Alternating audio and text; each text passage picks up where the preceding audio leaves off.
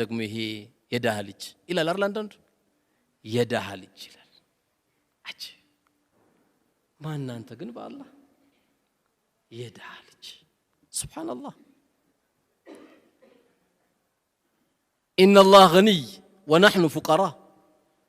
الله መሬት ላይ ካወረዳት አንፃር ስናይኮ غني የሆነው እሱ ብቻ ነው ፉቀራ ሁላችንም ነን የደሃ ልጅ ይላል ኤም ሳይበቃው ደግሞ የናንተ ዘርማ ይላል የናንተ ዘር እናቃቸዋለን ይላል አራት ወልዶባት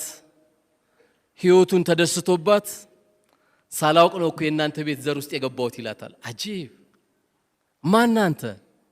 ማን የነገር ያንተን ዘር